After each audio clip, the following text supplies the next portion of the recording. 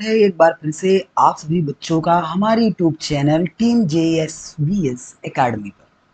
तो प्यारे बच्चों, हम क्लास 12 के फिजिक्स को चैप्टर नंबर 9 पढ़ रहे थे, जिसमें हमने टॉपिक एक कवर किया था प्रकाश के बारे में और प्रकाश के गुण को हमने डिस्कस किया था। ठीक प्यारे बच्चों, तो आज हमारा जो टॉपिक है प्रकाश का परावर्तन, जो कि हम विस्तार से पढ़ेंगे। जो हमने प्रकाश का परावर्तन अभी तक आपने 10 में पढ़ा होगा, उससे थोड़ा हटके हम आपको पढ़ाएंगे, अलग तरीके से पढ़ाएंगे और इसमें थोड़ा एडवांस लेवल नई नई चीज़ों को हम आपको बताएंगे। तो अगर चैनल पे नए हैं तो चैनल को सब्सक्राइब करिएगा, वीडियो को लाइक करिएगा, दोस्तों के पास शेयर करना ना भूलिएगा। तो चलिए बिना किसी देरी के वीडियो को शुरू करते हैं। तो प्यारे बच्चों, वीडियो शुरू करने से पहले आपको एक बार हम पिछली कक्षा का थोड़ा सा हम आपको रिवीजन करवा देते हैं। जो बच्चे नए हैं उसी कक्षा में देख लेते हैं। देखिए प्रकाश क्या होता है प्यारे बच्चों, तो मैंने आपको प्रकाश के बारे में बताया था कि प्रकाश ऊर्जा का एक रूप होता है, जिससे हमें देखने में क्या होती है प्यारे बच्चों, सहायता मिलती है। यानी प्रकाश एक प्रकार की ऊर्जा है जिससे वस्तुएं हमें क्या होती है प्यारे बच्चों, दिखाई देती हैं। ठीक है। और जब किसी वस्तु पर प्रकाश डाला जाता है तो यह प्रकाश परावर्तित होकर हमारी आंखों तक पहुंचता है, जिससे वस्तु हमें क्या होती है प्यारे बच्चों, दिखाई देती है। जैसे कि हमने एग्जाम्पल लिया था, अगर हमारे पास कोई एक ट्री है, कोई एक हमारे पास ट्री है और यहाँ से सनलाइट जो है आ रही है और ये टकरा कर जब तक हमारी आंखों पर नहीं पड़ेगी, आंखों पर क्या प्यारे बच्चों नहीं पड़ेगी, तब तक हमें वस्तु दिखाई नहीं देगी। तो जब किसी वस्तु पर प्रकाश डाला जाता है तो वह प्रकाश क्या होता है प्यारे बच्चों, परावर्तित होकर हमारी आंखों पर क्या है, पहुंचता है, तब जाके हमें वो कोई भी ऑब्जेक्ट, कोई भी वस्तु दिखाई देती है। ठीक है। आगे देखेंगे ऑप्टिक्स क्या होता है प्यारे बच्चों, प्रकाशिकी क्या होती है। तो हमने बताया था कि विज्ञान की वह शाखा जिसमें प्रकाश तथा इसके गुणों, प्रकृति आदि का अध्ययन किया जाता है, उसे हम प्रकाशिकी कहते हैं। ठीक ना प्यारे बच्चों, विज्ञान की वह शाखा जिसमें प्रकाश तथा इसके गुणों, प्रकृति आदि का अध्ययन किया जाता है, उसे हम क्या प्यारे बच्चों क्या बोलते हैं, ऑप्टिक्स बोलते हैं, प्रकाशिकी बोलते हैं। ठीक है ना।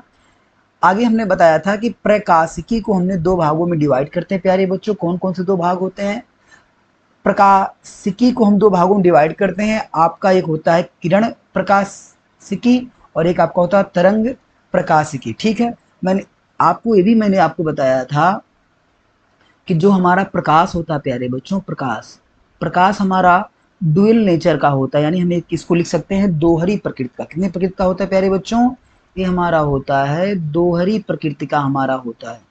दोहरी प्रकृति की बात करें तो प्यारे बच्चों, कभी कभी हमारा जो प्रकाश होता है कण की भांति व्यवहार करता है, कभी कभी हमारा प्रकाश प्यारे बच्चों कण की भांति व्यवहार करता है और कभी कभी ये तरंग की भांति व्यवहार करता है।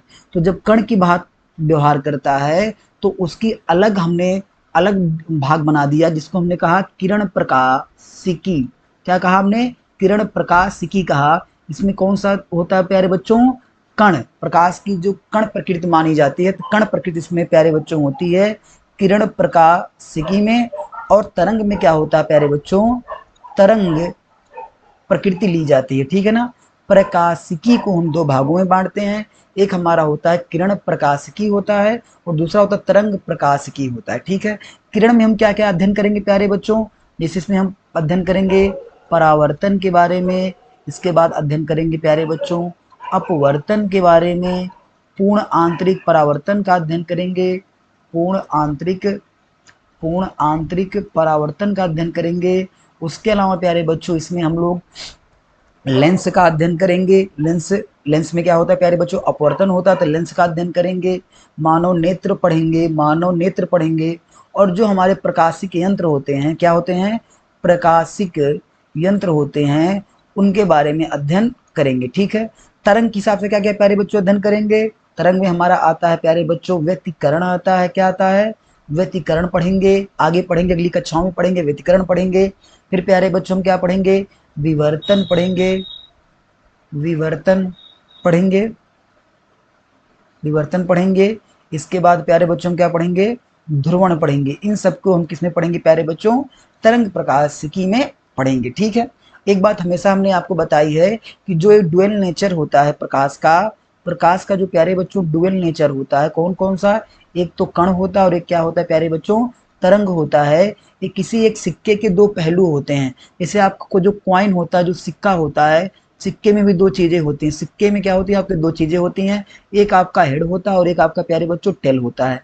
लेकिन जब सिक्के को आप उछालोगे तो एक बार में हेड आएगा, हेड अगर आया तो टेल नहीं आएगा, अगर हेड नहीं आ रहा है तो क्या आएगा, आपका टेल आएगा। ठीक है, उसी प्रकार से कोई किसी भी घटना में प्रकाश कभी जब कण की बात व्यवहार करेगा तो तरंग उसमें काम नहीं करेगा, और जब तरंग की तरह व्यवहार करेगा प्यारे बच्चों तो उसमें कण काम नहीं करेगा, कण प्रकृति काम नहीं आएगी। ठीक है ना, चलिए आगे बढ़ते हैं।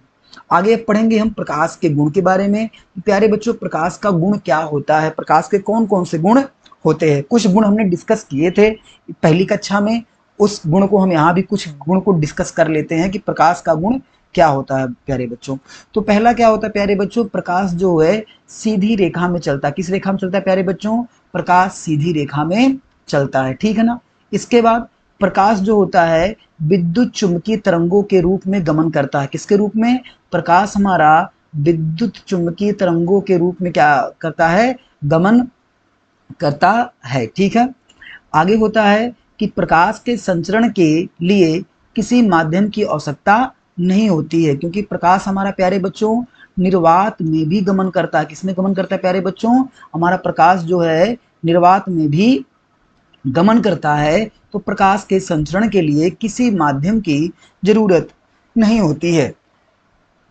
निर्वात में प्यारे बच्चों जो प्रकाश की चाल होती है कितनी होती है, 3 × 10⁸ मीटर पर सेकंड होती है। ये निर्वात में प्रकाश की चाल, इसको याद करना प्यारे बच्चों कंपलसरी है कि जो निर्वात में जो प्यारे बच्चों प्रकाश की चाल होती है कितनी होती है, 3 × 10⁸ मीटर पर सेकंड होती है। ठीक है ना, आगे देखेंगे।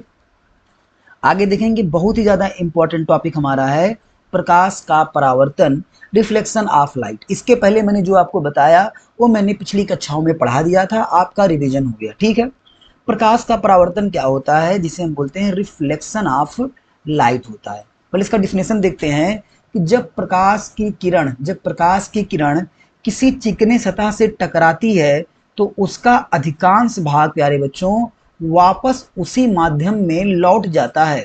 उसका अधिकांश भाग वापस उसी माध्यम में लौट जाता है।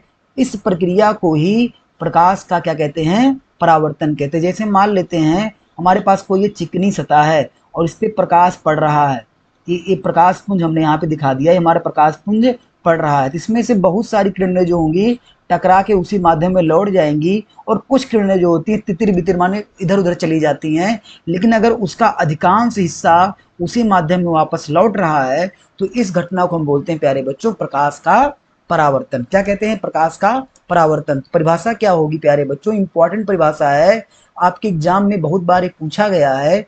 तो क्या परिभाषा होती है कि जब प्रकाश की किरण किसी चिकने सतह से टकराती है तो उसका अधिकांश भाग वापस उसी माध्यम में लौट आता है। इस प्रक्रिया को ही प्रकाश का प्यारे बच्चों परावर्तन कहते हैं। आप लोग प्यारे बच्चों इस क्लास का नोट बनाते रहिएगा और साथ में आप लोग कॉपी और पेन भी लेके बैठिएगा। आप जितने चीजें नोट करते रहेंगे साथ में हमारे, आपको उतनी जल्दी ही सारी चीजें जल्दी जल्दी समझ में आएंगी, क्योंकि लिखने से जो है प्यारे बच्चों, लिखने से आपको चीजें जल्दी समझ में आती हैं। ठीक है, तो प्रकाश का परावर्तन क्या होता है कि जब प्रकाश की किरण किसी चिकनी सतह से टकराती है तो उसका अधिकांश भाग वापस उसी माध्यम में लौट जाता है। इस प्रक्रिया को ही प्यारे बच्चों क्या बोलते हैं, प्रकाश का परावर्तन कहते हैं। ठीक है ना, अब देखिए समतल पर परावर्तन, जो रिफ्लेक्शन एट प्लेन, इसको हम जानते हैं। समतल पर परावर्तन दो तरह का होता है, एक आपका प्यारे बच्चों होता है नियमित परावर्तन, दूसरा आपका होता है विसरित परावर्तन। देखो परावर्तन मैंने आपको बताया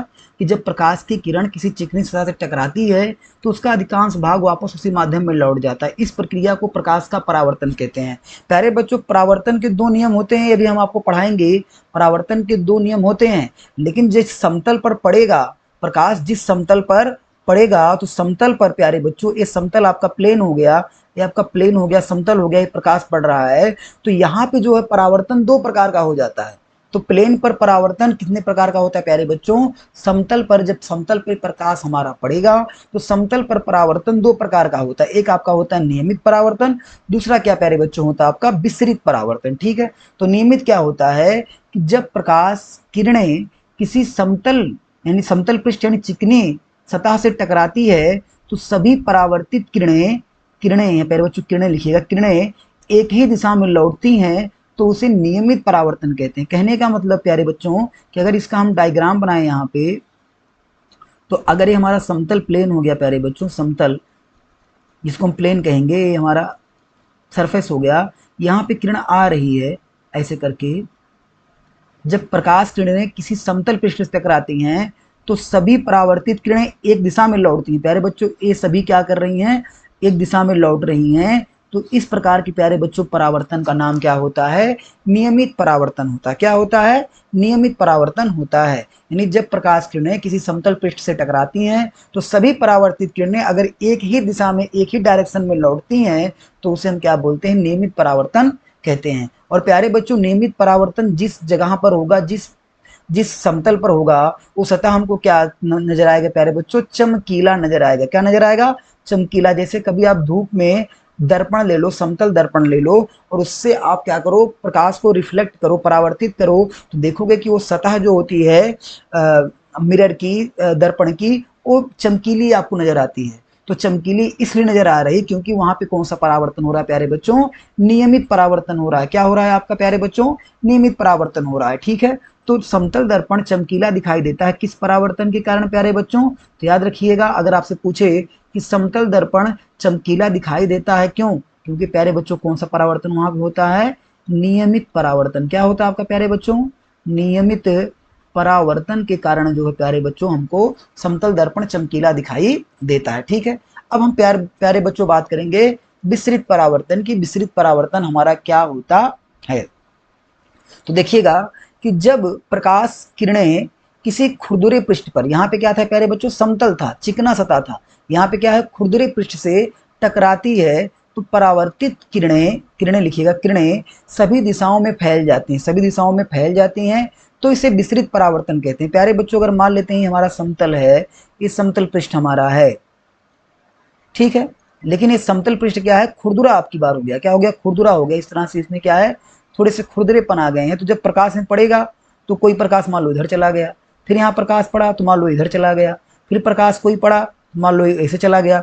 तो जब ये सभी दिशाओं में फैल जाता है एक दिशा में, इस वाले में क्या था प्यारे बच्चों, सभी जो परावर्तित किरणें थी सभी एक डायरेक्शन में जा रही थी। लेकिन यहाँ पर क्या है प्यारे बच्चों कि यहाँ पर सभी दिशाओं में फैल जा रही हैं, तो इस परावर्तन को क्या बोलते हैं प्यारे बच्चों, विसरित परावर्तन कहते हैं। क्या कहते हैं, विसरित परावर्तन कहते हैं कि जब प्रकाश किरणें किसी खुरदुरे पृष्ठ से टकराती हैं तो परावर्तित किरणें सभी दिशाओं में फैल जाती हैं, तो उसे हम क्या प्यारे बच्चों क्या बोलते हैं, विसरित परावर्तन कहते हैं। ठीक है, अब देखिए जो वायुमंडल में, जो हमारा वायुमंडल होता है, तो वायुमंडल में धूल, धुएं के कण आदि प्रकाश को क्या कर देते हैं प्यारे बच्चों, विसरित कर देते हैं, फैला देते हैं। यानी जब प्रकाश किरण हमारा धूल पे पड़ता है, धुएं के कणों पे पड़ता है, तो प्रकाश को क्या करते हैं प्यारे बच्चों, विसरित कर देते हैं। ठीक है, ये दोनों समझ में आया, नियमित परावर्तन क्या होता है और विसरित परावर्तन क्या होता है। जब हमारा प्रकाश समतल पृष्ठ पे पड़ेगा, चिकनी सतह पे पड़ेगा, तो सभी परावर्तित किरणें एक दिशा में लौटती हैं, इसे हम नियमित परावर्तन कहेंगे। अगर हमारा वही प्रकाश किरण किसी खुरदुरे पृष्ठ पर पड़ता है प्यारे बच्चों, तो परावर्तित किरणें सभी दिशाओं में फैल जाती हैं, इसे हम विसरित परावर्तन कहते हैं। जहां पर नियमित परावर्तन होता है वो प्यारे बच्चों हमको कौन सा नजर आता है, वो पृष्ठ हमको चमकीला नजर आता है। और जहां विसरित परावर्तन होता है प्यारे बच्चों, वहां पे वायुमंडल में धूल, धुएं के कण आदि जो है प्रकाश को क्या कर देते प्यारे बच्चों, विसरित करते हैं। ठीक है ना, चलिए आगे देखते हैं प्रकाश परावर्तन के नियम, law of reflection of light. प्रकाश के परावर्तन के नियम कौन कौन से होते हैं, तो प्यारे बच्चों आपको पता है कि प्रकाश के परावर्तन के कितने नियम होते हैं, दो नियम होते हैं। कितने नियम होते हैं प्यारे बच्चों, दो नियम होते हैं। प्रकाश के परावर्तन के दो नियम होते हैं, और प्यारे बच्चों जब आगे हम अपवर्तन डिस्कस करेंगे तो अपवर्तन के भी दो नियम होते हैं। प्रकाश परावर्तन के क्या होते हैं, दो नियम होते हैं। ठीक है, प्रथम नियम क्या होता है प्यारे बच्चों, इसको देखेंगे। प्रथम नियम क्या होता है कि आपतित किरण, परावर्तित किरण और अभिलंब तीनों एक ही तल में होते हैं। कहने का मतलब यह है प्यारे बच्चों, अगर यहां पे हम देख लेते हैं, आपतित किरण, परावर्तित किरण और अभिलंब तीनों एक ही तल में होते हैं, तो मान लेते हैं प्यारे बच्चों ये हमारे पास, ये हमारा समतल है। क्या हमारे प्यारे बच्चों, क्या हमारा ये समतल है। जो किरण प्यारे बच्चों आती है, ये हमारा क्या हो गया, ये हमारा समतल हो गया, समतल सतह हो गया, ठीक है।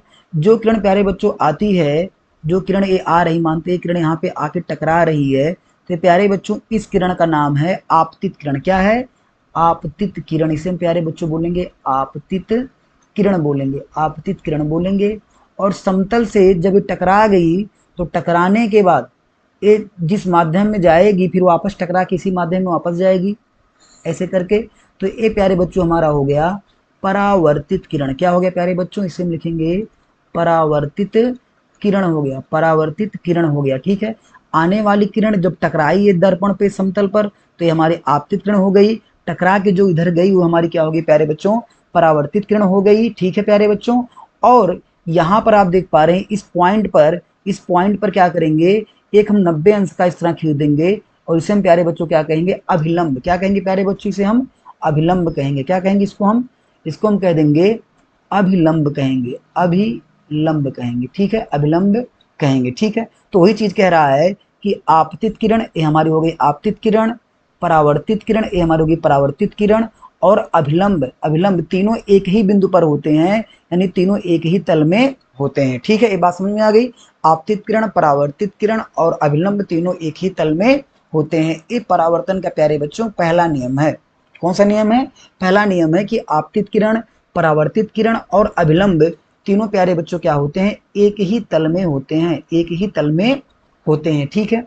दूसरा नियम क्या होता है बच्चों? दूसरा नियम ये होता है कि नियमित परावर्तन, किस परावर्तन में प्यारे बच्चों? नियमित परावर्तन में आपतन कोण को हम दिखाते हैं स्मॉल आई से, और परावर्तन कोण को दिखाते हैं प्यारे बच्चों स्मॉल आर से। तो आपतन कोण परावर्तन कोण की क्या होता है प्यारे बच्चों? हमेशा क्या होता है? बराबर होता है। नियमित परावर्तन में आपतन कोण स्मॉल आई और परावर्तन कोण स्मॉल आर के क्या होता है प्यारे बच्चों? बराबर होता है। अब हम जानेंगे कि आपतन कोण क्या होता है प्यारे बच्चों।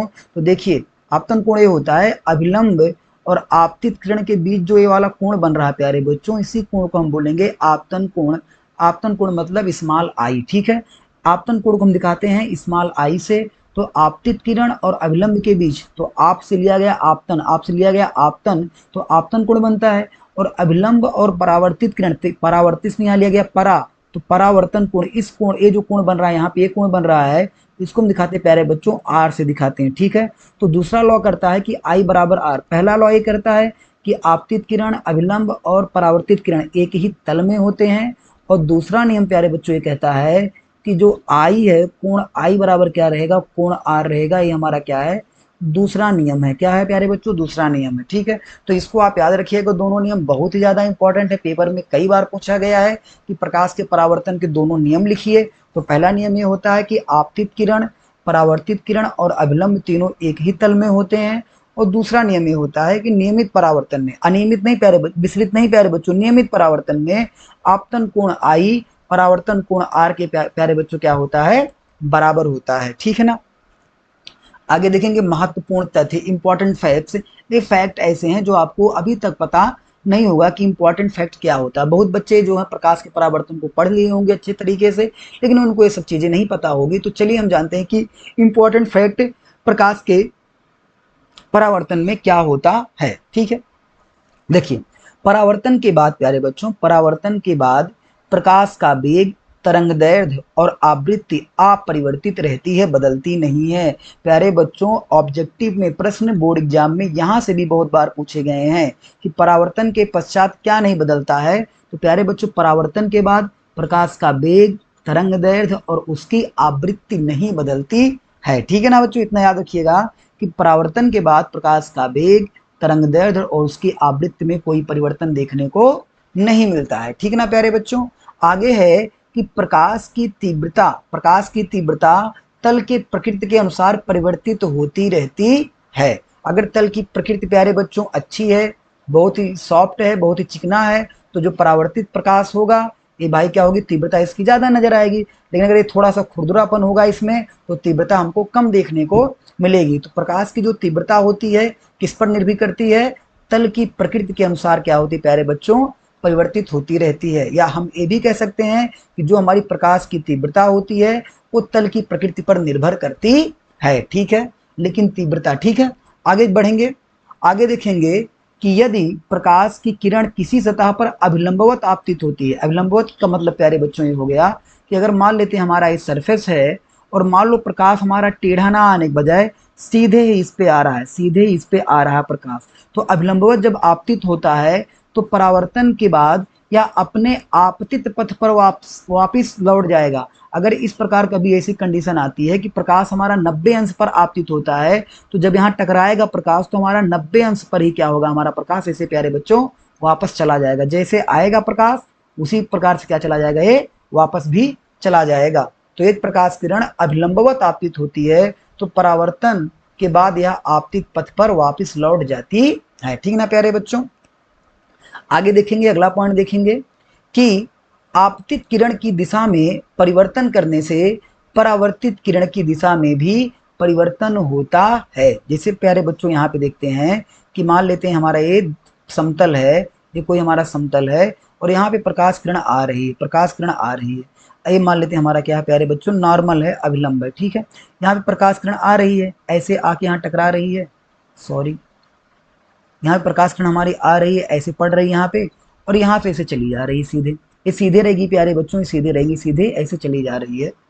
एक मिनट, ये सीधे ऐसे चली जा रही है। ठीक है, ये आ रही है, जा रही है। अगर इसकी दिशा में हम थोड़ा सा परिवर्तन कर दें प्यारे बच्चों, दिशा में अगर हम परिवर्तन कर लें, मान लेते हैं कि हमारा आपतित किरण की दिशा में परिवर्तन करने से परावर्तित किरण की दिशा में भी क्या होता है, परिवर्तन होता है। अगर इसको हम यहाँ से कर दें तो प्यारे बच्चों ये भी हमारा क्या हो जाएगा, कोण बढ़ गया तो ऐसे चला जाएगा। ठीक है, अगर इसके अलावा हम और भी कर दें प्यारे बच्चों, अगर हम इतना कर दें, इसको इसके बदल दें, इसको बदल दें तो ये ऐसे भी चली जाएगी। ठीक है, तो ही आपको बता रहा है कि आपतित किरण की दिशा में परिवर्तन करने से परावर्तित किरण की दिशा में भी परिवर्तन होता है। इन चारों पॉइंट को याद करना बहुत जरूरी है। मैंने क्या बताया कि परावर्तन के बाद प्रकाश का वेग, तरंगदैर्घ्य, आवृत्ति में कोई परिवर्तन नहीं होता है।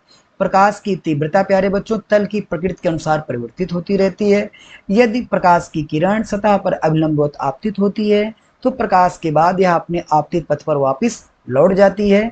आपतित किरण की दिशा में परिवर्तन करने से परावर्तित किरण की दिशा में भी परिवर्तन होता है। ठीक है ना प्यारे बच्चों। तो आशा करते हैं आपको वीडियो अच्छी लगी होगी, सारी चीजें समझ में आई होंगी। तो मिलते हैं अगले पार्ट में। अगले पार्ट में इसके आगे का प्यारे बच्चों हम पढ़ेंगे, पार्ट 3 हमारा आएगा प्रकाश का। और अगर आपको वीडियो अच्छी लगी हो तो लाइक करना ना भूलिएगा, चैनल को सब्सक्राइब कर दीजिएगा और वीडियो को अपने दोस्तों के पास शेयर कर दीजिएगा। मिलते हैं अगली वीडियो में, तब तक के लिए अपना ख्याल रखिएगा। जय हिंद, जय भारत।